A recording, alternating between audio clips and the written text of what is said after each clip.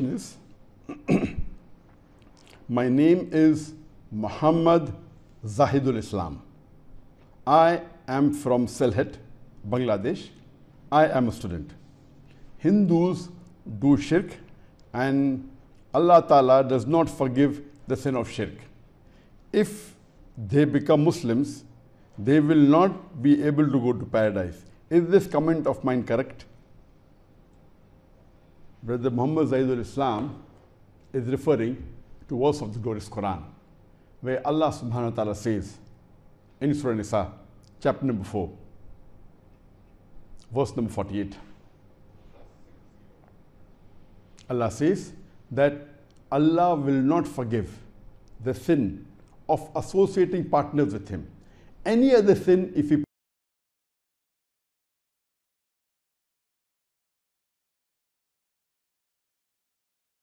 Allah repeats this message in Surah Nisa, chapter number 4, verse number 116, that Allah subhanahu wa ta'ala does not forgive, Allah subhanahu wa ta'ala does not forgive the sin of joining gods with Him. Any other sin, if He pleases, He may forgive. But anyone who has joined gods with Him has strayed far away.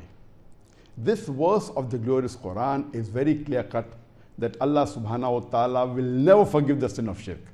But this verse refers to those people who die while doing shirk, and those people who have not asked for forgiveness or have not changed themselves from committing the sin. If they die as mushriks, then Allah will never forgive.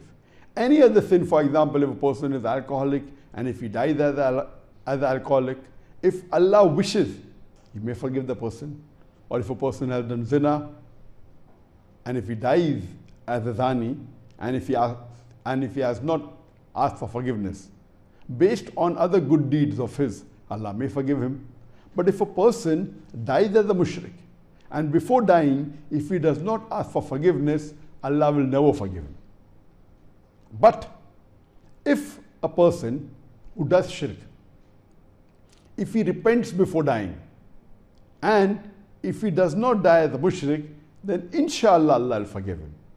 For any sin to be forgiven, especially if it's a major sin, asking for forgiveness is compulsory.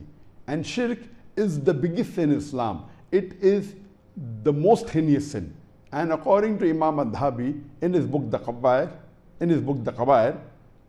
where he lists the 70 major sins, number one sin he places is shirk, and based on the two verses of the Quran I recited.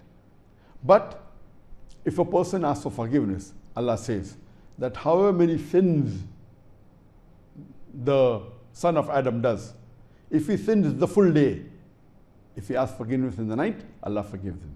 If he sins the full night, and if he asks forgiveness in the day, Allah forgives him. Let the sin be as huge as a mountain, Allah will forgive. But there are 5 criteria for this forgiveness to be accepted. Number 1, that the person should agree what he is doing, what sin he is doing is wrong.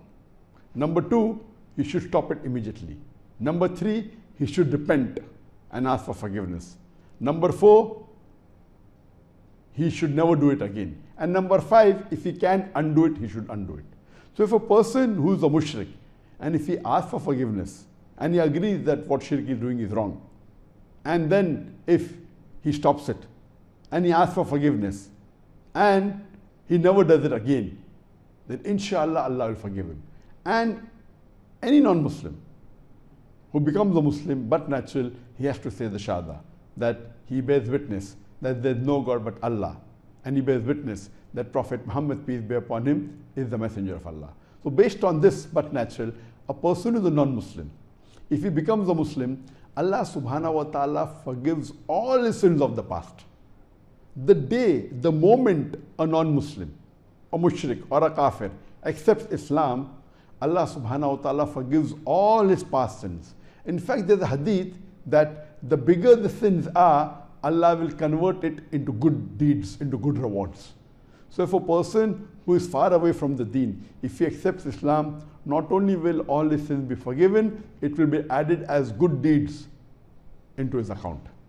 So but natural, if a non-Muslim, if a mushrik, or if a kafir accepts Islam, but natural, he stops his shirk, and if he does not go back to his false deen, and if he remains as a Muslim, and if he dies as a Muslim, then inshallah Allah will grant him paradise, Allah will put him Jannah.